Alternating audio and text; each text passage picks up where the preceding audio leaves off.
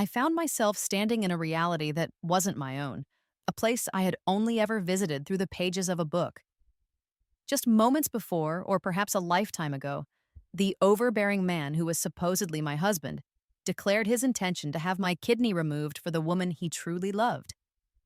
Reacting on an instinct I didn't know I possessed, I reached out and took his phone from his hand. I calmly dialed the emergency number and said, "Hello, I need to report an attempt to perform an illegal organ transplant." Within 5 minutes, both the man, Julian Croft, and his cherished Seraphina were being led away by police officers. He was not one to be deterred, however. Upon his release, he had me confined to our villa, demanding that I reconsider my position. I simply called the police again, and he was returned to their custody on a charge of unlawful confinement.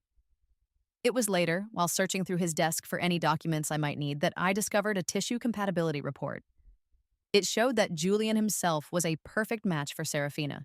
A dry, humorless laugh escaped my lips. For all his grand declarations of love, it seemed his devotion had its limits. My life before this had been orderly, if stressful. As a doctor, I was surrounded by pressure and the constant weight of responsibility. My primary method of escape was immersing myself in melodramatic romance novels. The more agonizing, the better. Over a recent 2-day break, I had started a book titled The Magnate's Endless Torment.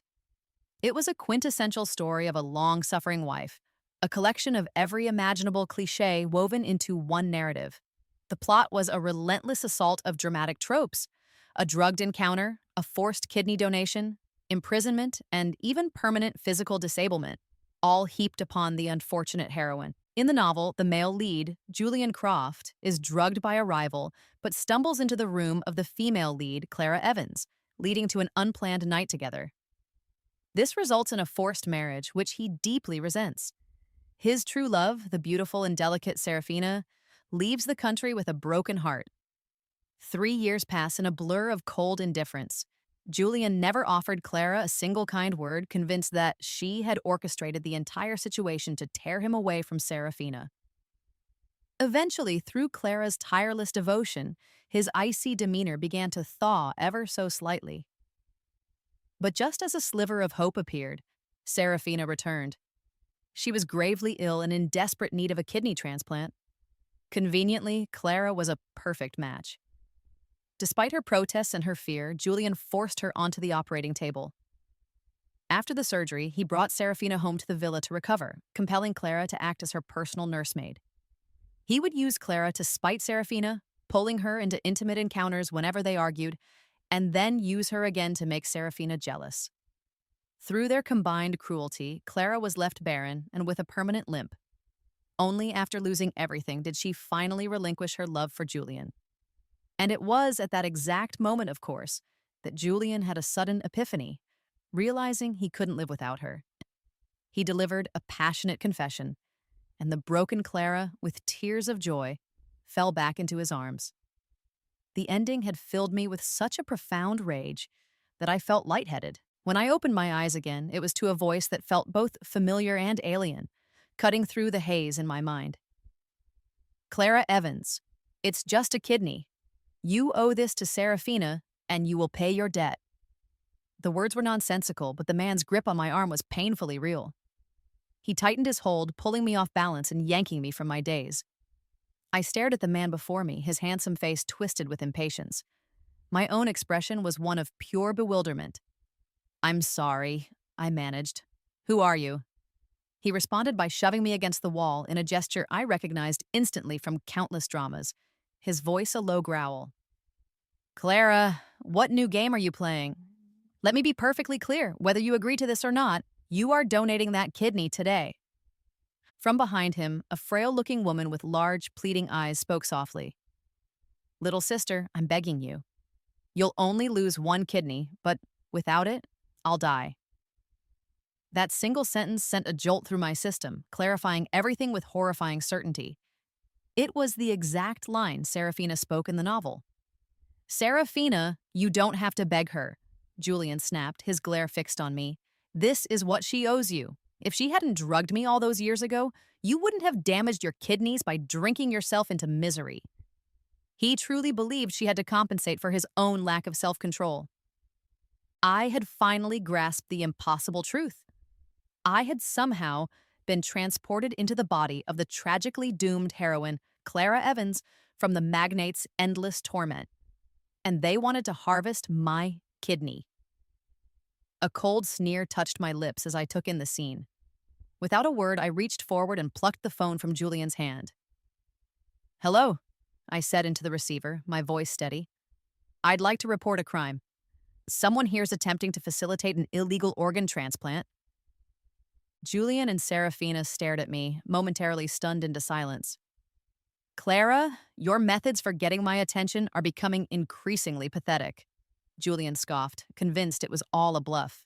He didn't believe for a second that I had actually called the authorities, not until 5 minutes later when two uniformed officers arrived and escorted both him and his precious Seraphina out of the hospital room. They also took away the doctor, a childhood friend of Julian's, whom he had brought in to perform the illicit surgery. As he was led away, Julian's eyes were blazing with a mixture of disbelief and fury. "Clara, you're insane," he seethed. "How dare you defy me?" I simply rolled my eyes at his dramatics. "Just go," I said, tired of his theatrics. After that group of legally ignorant individuals was gone, I was left alone to grapple with the sheer shock of having been pulled into a work of fiction. Based on my extensive reading, I half expected some sort of digital interface to appear, a system that would assign me tasks or grant me special abilities. I waited, but the mechanical voice so often described in novels never materialized. There were no hidden skills, no ability to read minds. It seemed that, as I always suspected, novels were ultimately full of lies. I had to accept the grim reality that I was on my own in this world. The plot of the magnate's endless torment was designed for pure anguish, with a complete disregard for logic. The original Clara was written as a delicate, helpless wife, whose only functions were to cry and endure abuse, all to facilitate the male lead's eventual, unearned redemption. The entire book, save for the very last chapter, was a chronicle of her suffering. There was no satisfying arc where Julian had to work to win her back. He simply changed his mind, and that was enough for their happy ending. A suffocating frustration had built in my chest as I read it, and after several sleepless nights, I had somehow ended up here. The tragic heroine archetype was hopelessly outdated. If I had to be a protagonist, I would be one from a story of empowerment and retribution. I soon discovered the practical limitations of my new existence. A search of the villa revealed that Clara had less than $1,000 to her name. Julian had forbidden her from working, keeping her isolated and entirely dependent on him, a gilded bird in a very large cage. My initial plan to simply run away was officially thwarted. That evening, just as I was sitting down for a solitary dinner, Julian returned. Apparently, since his actions had amounted to verbal coercion without actual physical harm, a top-tier lawyer had secured his release without issue. He stormed over to the dining table and yanked me from my chair, his face a dark mask of rage. "Clara, how dare you sit here eating? Do you have any idea that because of you, Seraphina fainted at the police station? She nearly had to be rushed to the emergency room." "Almost means it didn't happen," I stated calmly. "I wasn't the one who made her ill, and if you hadn't been trying to force me to give her a kidney, none of us would have been there in the first place." But a man like Julian never looked for fault within himself. "You dare to talk back to me?" he snarled. "It seems I've been far too lenient with you. You clearly need to be taught a lesson." I couldn't help but sneer. "Your idea of leniency is quite something. If being indulgent means you try to steal my organs, what would a lack of indulgence entail? Would you just take my life?" Julian was momentarily taken aback by my response. His method of teaching me a lesson was to shove me into a spare bedroom. "Mrs. Gable," he called to the housekeeper, "until she agrees to donate her kidney to Seraphina, she gets no food and is not to have contact with anyone." Mrs. Gable was one of the few sensible characters in this narrative. "Mr. Croft, this is not right," she said quietly. "Confining someone against their will is illegal." But Julian, like most characters of his archetype, operated with a blatant disregard for the law. "Anyone who pleads for her will be punished alongside her," he declared, then shot me one last vicious glare. You will stay in here and reflect on your actions. You can come out when you have come to your senses. After he slammed the door and left, I let out a long sigh. Then, I pulled out the second phone I had managed to discreetly take from his coat pocket earlier. Hello, I said calmly.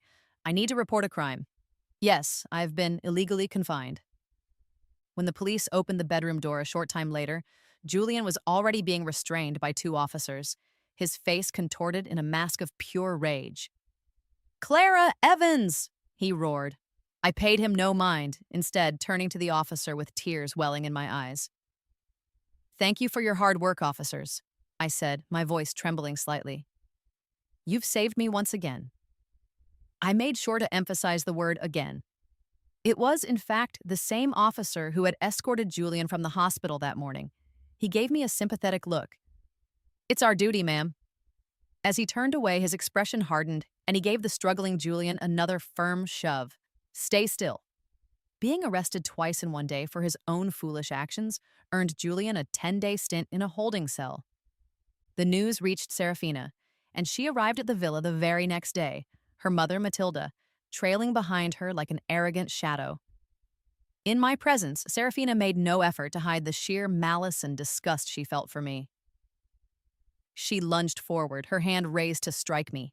I didn't move an inch. Think carefully, I said, my voice low and even. If that hand connects with my face, you might find yourself joining him.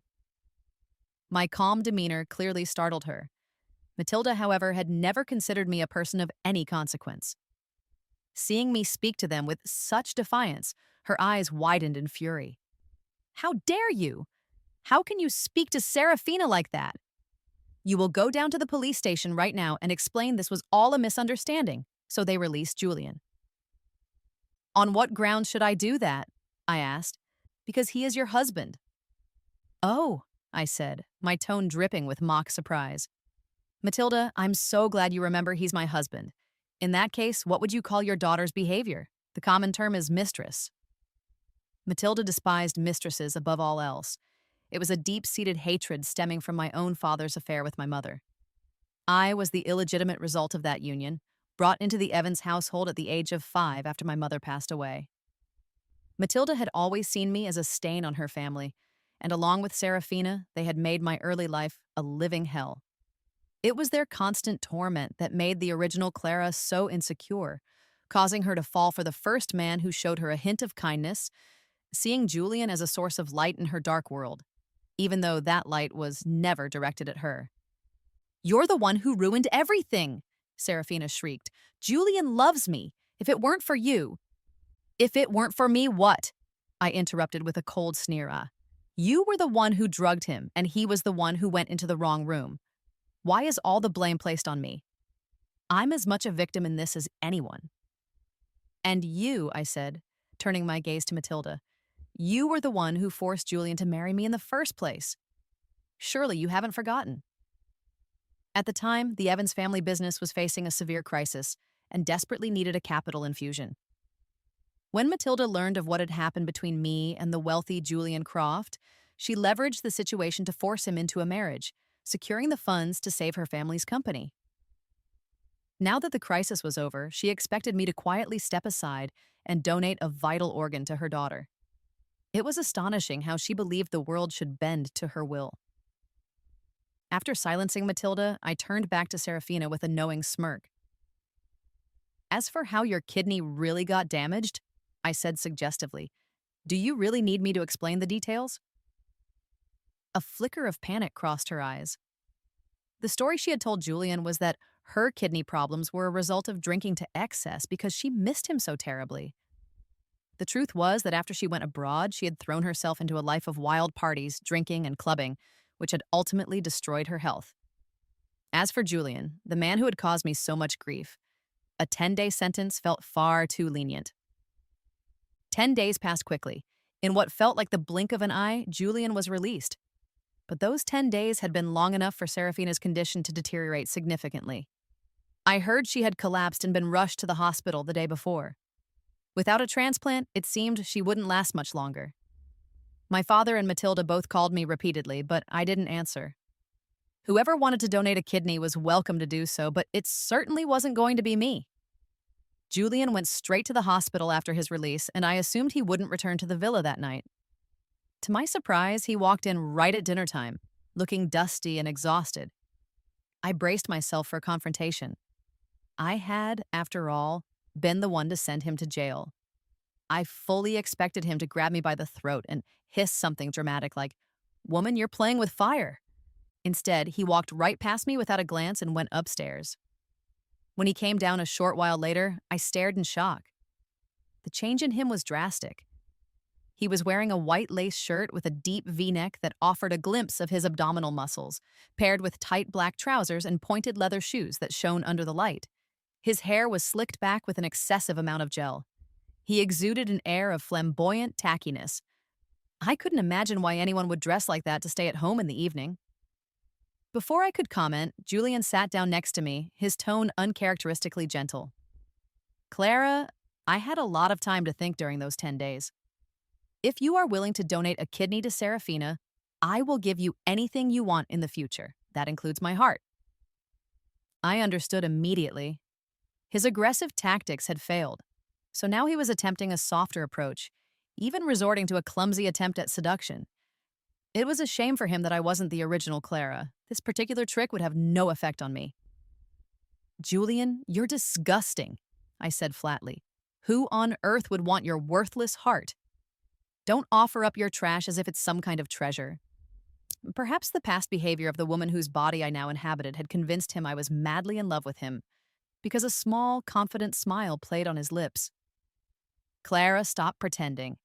I know you're just saying these things out of anger. I spoke with the doctor.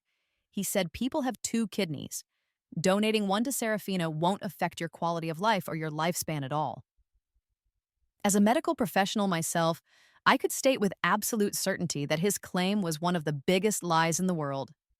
If losing a kidney had no impact, evolution would not have seen fit to give us 2. Julian seemed to hesitate for a fraction of a second when he saw my expression, but then he pressed on.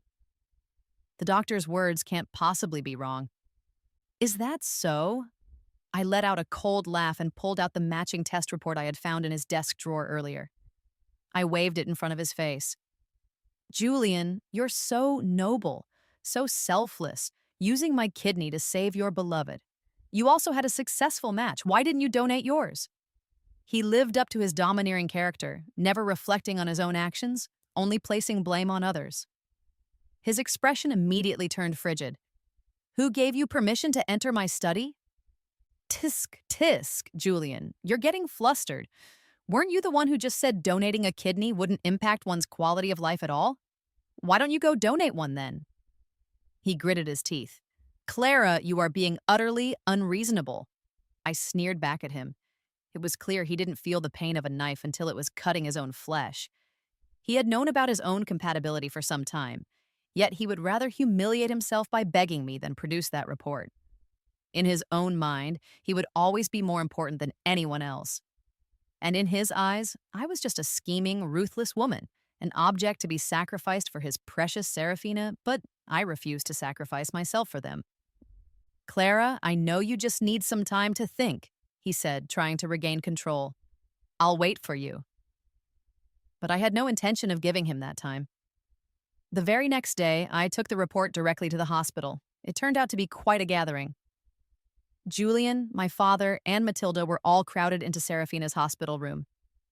Saraphina frowned at me with open displeasure. "Clara, what are you doing here?" I offered her an innocent smile. "Why, I'm here to save you, of course." Matilda's face lit up with a sudden burst of joy. "You've agreed to donate a kidney to Saraphina?" I deliberately glanced at Julian, who was giving me a look filled with warning. He must have thought a simple glare could intimidate me. I handed the report to Saraphina. "No, no, no. You all must not be aware.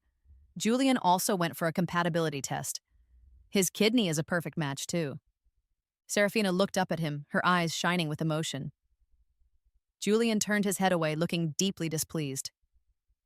Matilda covered her mouth, her voice choked with sobs.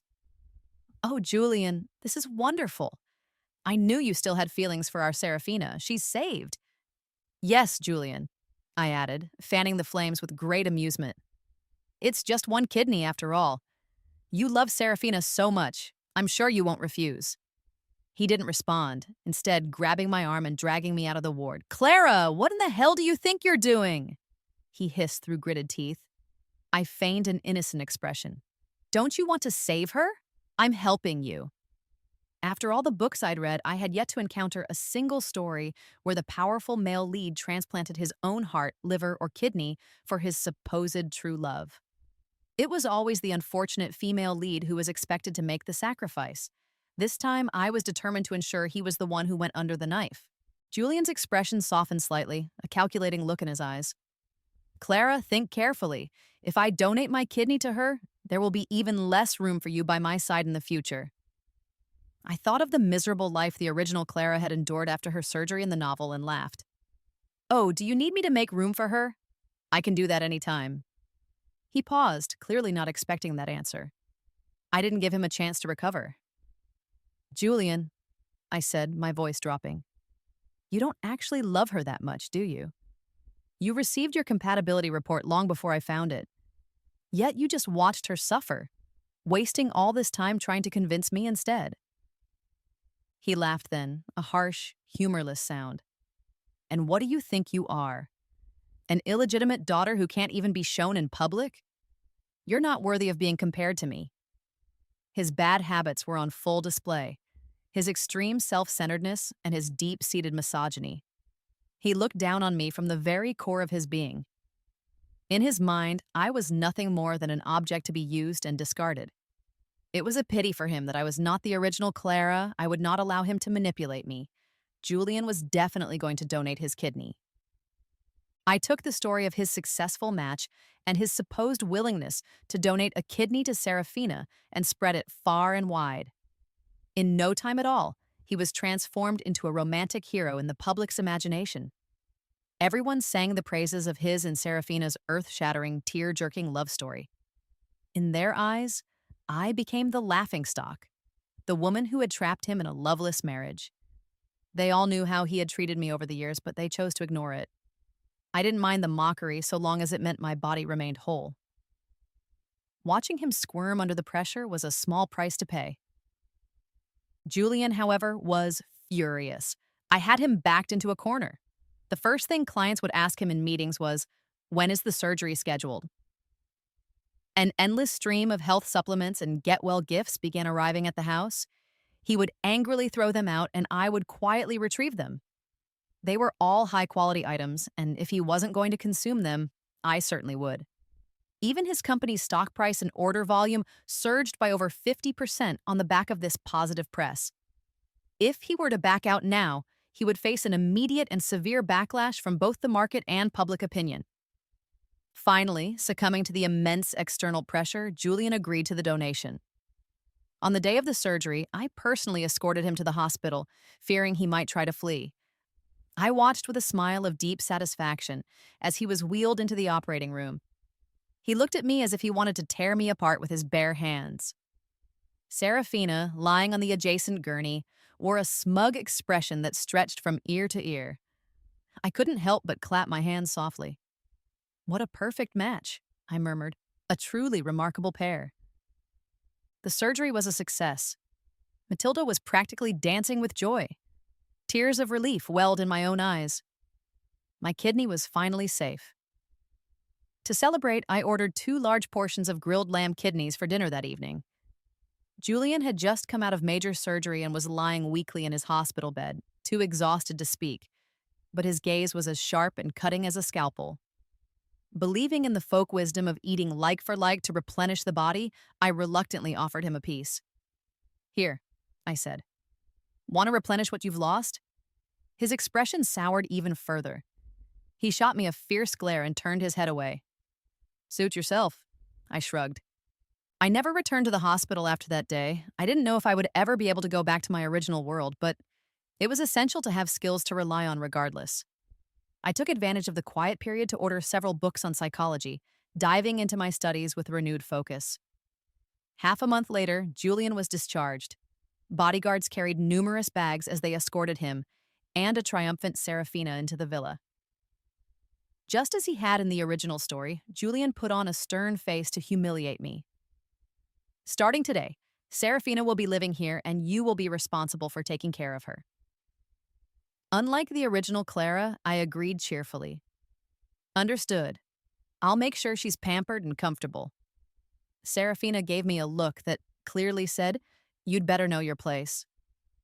A week later, Seraphina was begging for me to stop taking care of her. "So delicate," I muttered after she threw a bowl of food aside. "You're acting like a princess." She was so angry her eyes turned red. "Clara, I know you're doing this on purpose. I just had surgery. Look at what you're feeding me." "Instant noodles," I said matter-of-factly. "Very nutritious. This morning, I was worried about your digestion, so I made you a nice pot of pickled vegetable porridge. For lunch, we had a delicious spicy hot pot, and I even made sure to choose the mildest broth for you. What more could you possibly complain about?"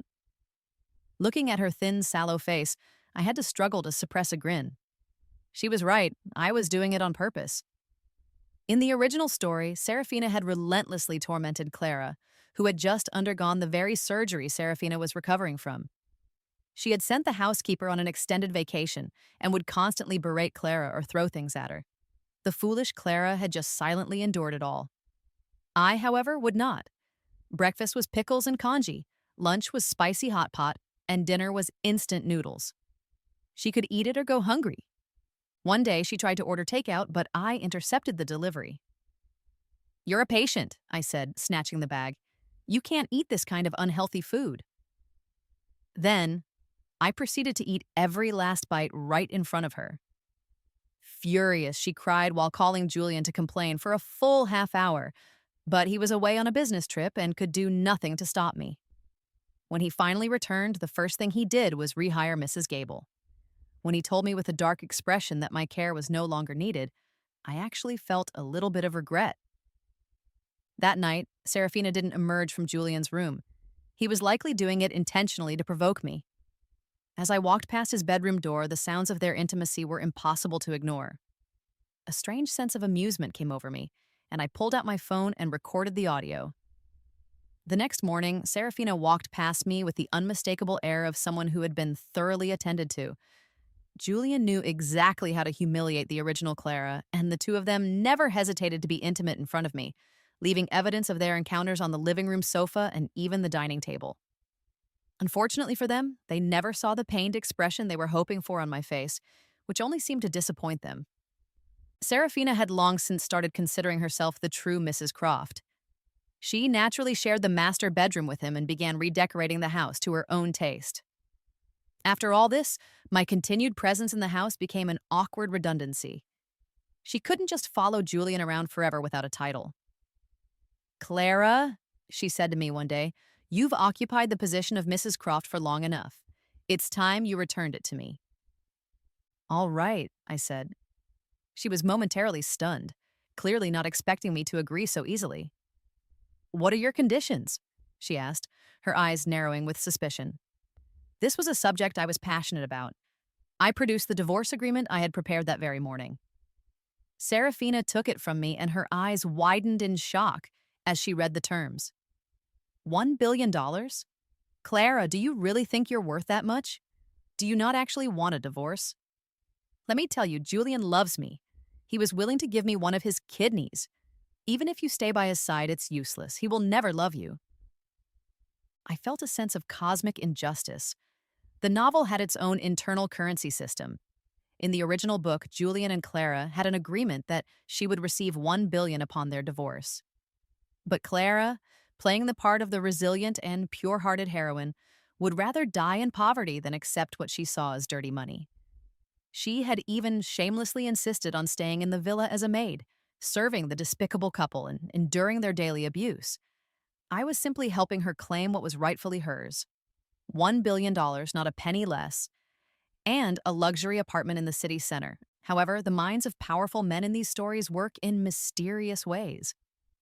When Julian heard I wanted a divorce, he angrily tore the agreement to shreds. Clara, what kind of trick are you trying to pull now? He demanded. In the original plot, at this point, Julian had not yet fallen in love with Clara. When she brought up divorce, he merely felt that his masculine pride had been wounded and refused to agree. Saraphina stamped her foot in frustration at the sight. But soon, Julian's attitude did a complete 180-degree turn. The reason was simple. Saraphina was pregnant. Julian embraced a beaming Saraphina as they sat on the living room couch. A new document was laid out on the coffee table in front of me. He lifted his chin arrogantly.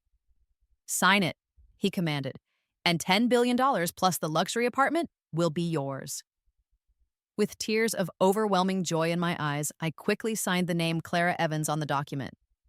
Then, clutching the agreement to my chest, I left without a single look back. My swift departure greatly pleased them. They were all convinced I was heartbroken. I practically ran out of the villa, afraid they might suddenly change their minds. With $1 billion in the bank, it was goodbye and good riddance. Julian was nothing if not decisive. The next day, the full billion arrived in my new bank account. The deed to the luxury penthouse in the city center was also successfully transferred into my name. Sitting in the sprawling 500-square-meter apartment, staring at the long string of zeros in my account balance, I felt as though I was in a dream. Just yesterday, my account had held less than $1,000. My heart was pounding with excitement. I had dreamed countless times of getting rich overnight, and now that it had actually happened, I was at a loss for how to even begin spending it. Most importantly, I no longer had to endure the nonsense from that toxic couple.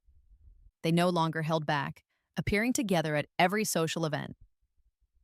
Julian officially introduced Saraphina to everyone as his significant other.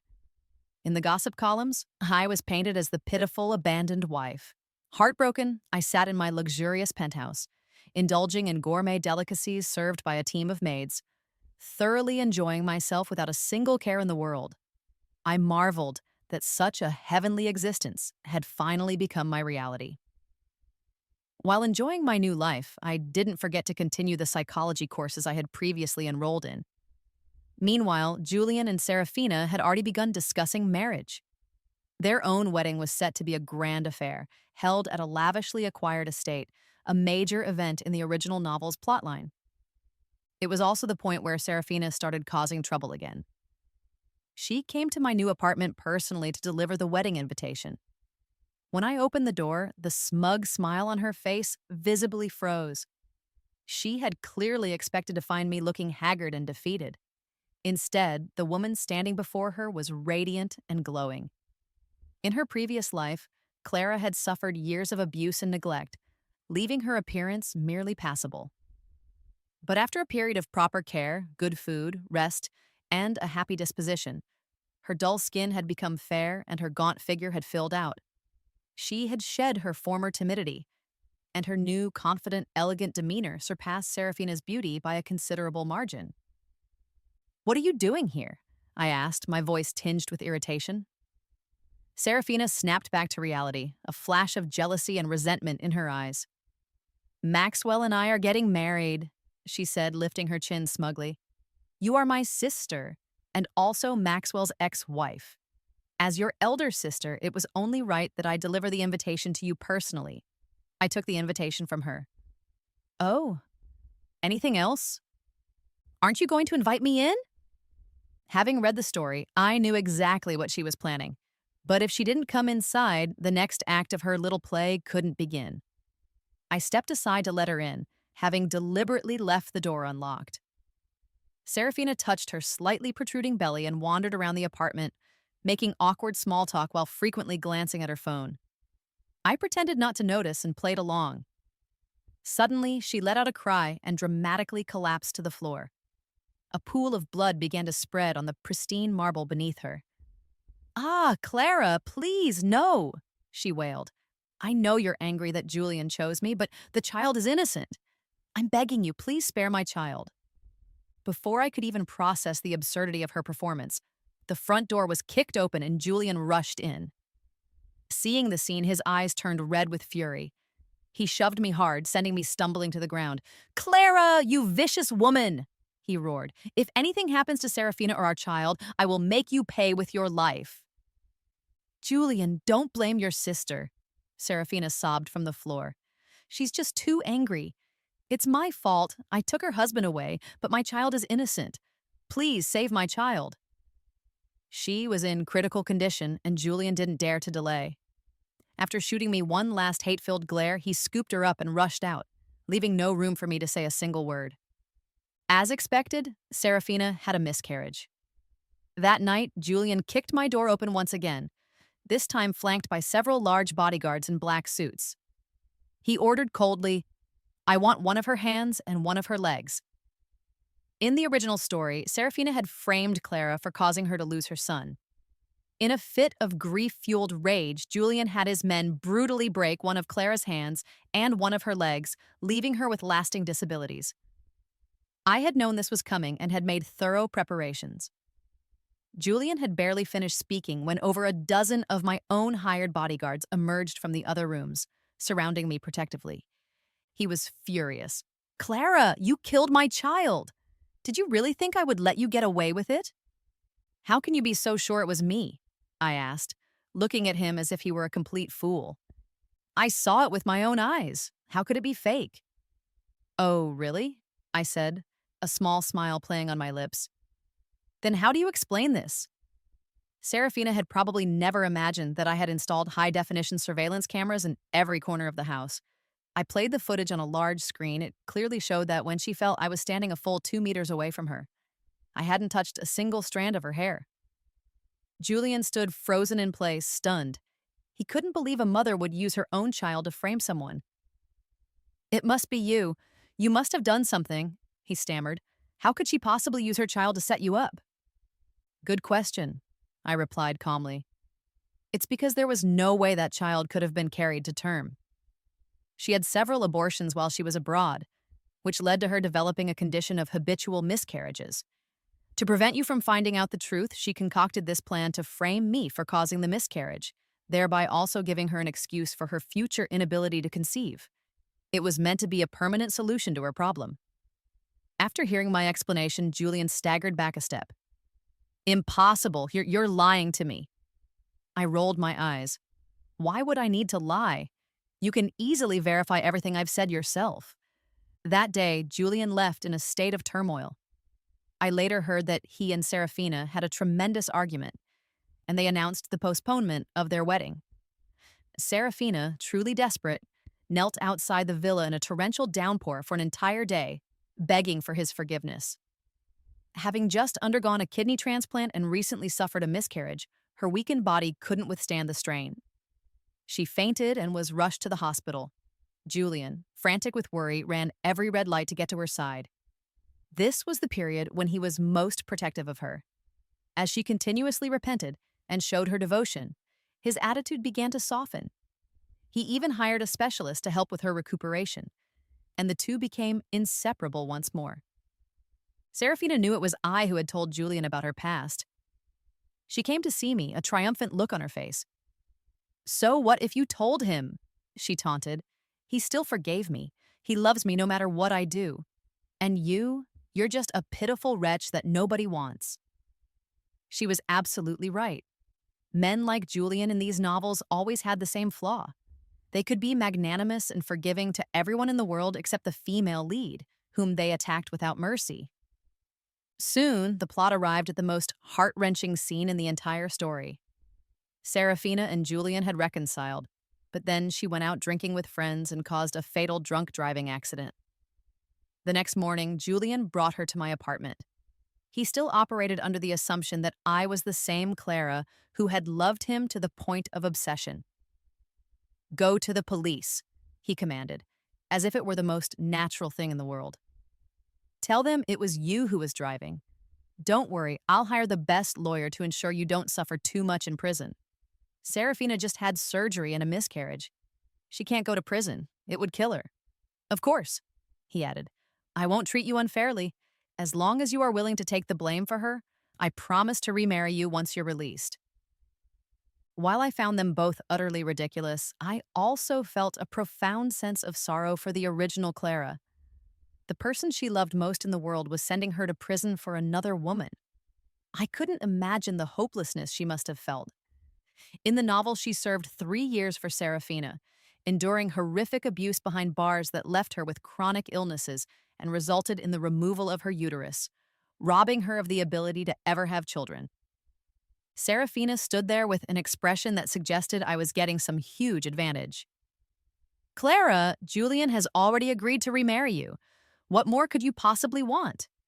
Hurry up and pack your things. We're going to the police station now. Turn myself in? I laughed. Why should I do that? You're the one who hit someone. What does that have to do with me? My defiance clearly displeased Julian. His tone turned icy. Clara, I am not asking you. I am informing you. Whether you agree or not, you are going to prison for this. He had clearly forgotten the lessons of the past. I couldn't be bothered to argue with him. I took a step to the side and pointed behind them. Well, take a look. What's that? They looked at me in confusion. Then their eyes followed my gesture. A small, discreetly placed phone stood on a tripod. Its camera lens pointed directly at them, a small red light blinking. I've been live streaming this entire conversation, I said with a slight grin. I even paid for a promotional boost. The content is quite explosive. How long do you think it will take for the police to arrive this time? In my ear, a small device fed me updates from my assistant. The comments were flying, and the stream was so popular it was lagging. Seraphina turned pale with fright and hid behind Julian. His face was livid. Clara, how dare you scheme against me? I smiled with an innocent expression. You're allowed to bully and frame me, but I'm not allowed to defend myself? That doesn't seem very fair. He was left speechless. I later heard that as they tried to flee, they were blocked by police cars at the entrance to the neighborhood. I was tired of this endless game of cat and mouse. This time, I was going to crush them completely. Seraphina was sentenced to 5 years in prison for causing a fatal accident and the egregious act of attempting to frame an innocent person. Julian was convicted of perjury. Despite his vast fortune and the best lawyers money could buy, he still received a 1-year sentence. But that wasn't enough. A year was too short. He would surely seek revenge once he was released. However, a year was also enough time for his company to undergo a complete transformation. It's not uncommon in wealthy families for there to be a few illegitimate children or overlooked relatives waiting in the wings. I reached out to Arthur Croft, Julian's uncle, a man who was only briefly mentioned in the original novel. The perjury incident had caused a massive scandal, damaging the company's reputation and sparking a public boycott. With my help, Arthur took over the company, cleared away all obstacles, and had Julian officially ousted from the board of directors. After Seraphina was imprisoned, Matilda tried to cause trouble for me several times, but my bodyguards always fended her off. Unable to bear the constant turmoil, she and my father began to fight incessantly. Eventually, he couldn't take it anymore and filed for divorce. As for Seraphina, there was no Clara to take the blame for her this time. Having undergone a kidney transplant just 6 months prior, followed by a miscarriage and the stress of imprisonment, her body finally gave out. On an ordinary night, she passed away quietly in her prison cell. Meanwhile, I found myself growing closer to Arthur Croft. He was handsome, wealthy, and most importantly, he knew how to respect me. This was what the male lead of a novel should be like. I thought my life would continue on this blissful path forever. But on one miserable, rain-soaked night, I traveled back. I was in my old apartment, in my old life. My $1 billion, my luxurious penthouse, my kind and wonderful Arthur, all gone. I was on the verge of tears, trying to convince myself it had all been an incredibly vivid dream born from exhaustion. Just then, the door to the department head's office swung open. The supervisor ushered in a tall, handsome man. "Everyone," he announced, "this is our new physician, Dr. Croft. Please give him a warm welcome." The moment our eyes met, I knew. 2 silent tears rolled down my cheeks.